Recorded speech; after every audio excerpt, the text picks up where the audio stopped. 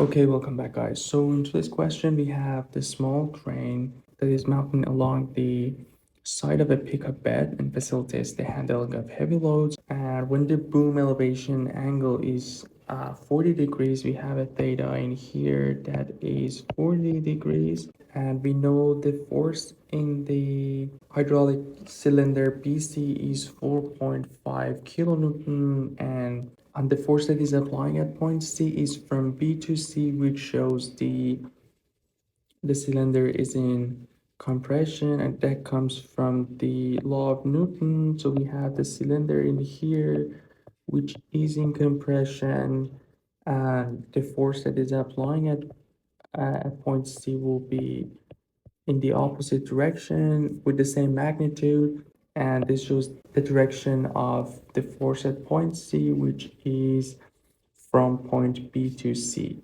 And so we need to determine the moment of these 4.5 kilonewton force about the pivot point of O. So let's start with the free body diagram as always.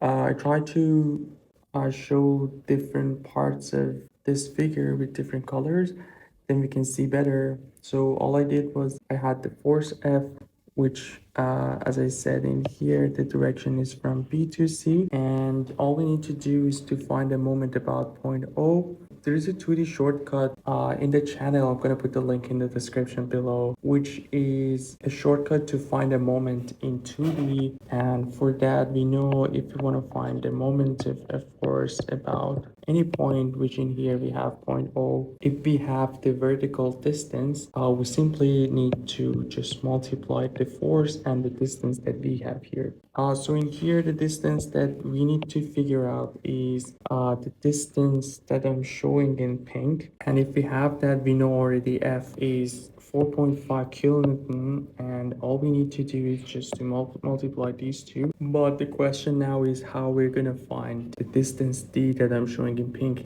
in here. So let's start with an angle. If we call this angle in here alpha, so if that's alpha, this angle in here would be alpha 2. By the way, there is also another video in the channel that shows a trick to find an angle. That's actually this trick that I'm using in here to find this angle. And for finding the alpha, if we go with the big triangle that I'm highlighting in green, if we want to find alpha, we simply have tangent reverse of GC over. Let's start with the GC. If we're finding GC, we have also another right triangle that I'm gonna highlight it in yellow, and that would be this small triangle right above the green right triangle. So for finding GC, we simply have GL plus EL minus AC. So we know GL is 360. We have EL simply what we have in the triangle, right triangle that I'm highlighting in. Let's do it in blue. And for that, for EL, we simply have 340 sine of 40 degrees. And for finding the EC, we need another angle. So if you want to find this little angle on the little yellow triangle that we have, this angle will be 40 degrees, same as the other 40 degrees. Again, I'm going to put the link for the trick in the description below, so feel free to check it out. And for finding the EC, now that we know that angle is 40 degrees, we simply have the distance in there, which is 110 millimeter times this time the cosine of 40 degrees will be the distance that we are looking for. So now now that we have this, we have the top part of the ratio. We have 360 plus 340 sine of 40 degrees minus 110 cosine of 40 degrees.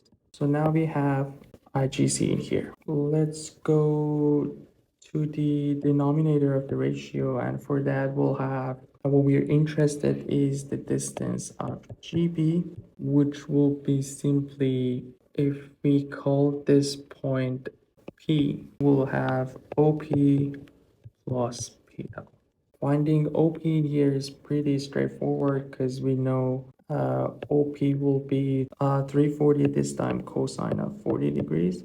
And if we look at the little triangle that we have, finding PL, we have 110 this time sine of 40 degrees. And that would be the bottom of ratio. So we have 340 cosine of 40 degrees plus 110 sine of 40 degrees. And now that we have this, we're good to go to find the angle that we are looking for. And if we calculate the angle, we get 56.2 degrees.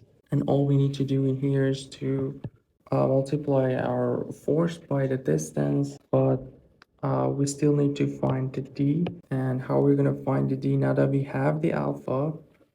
We know if we look at the triangle that I'm gonna highlight in red, the distance d will be simply 360 cosine of alpha. And we know alpha is 6.2, and from here we can find our moment.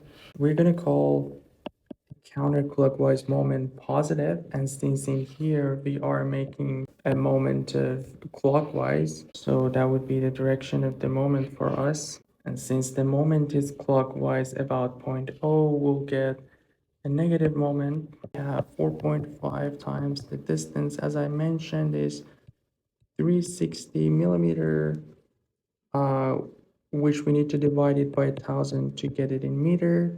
And we have cosine of 56.2 degrees. And from here, we can find the moment of force F about 0.0 minus 0.9 kilonewton meter.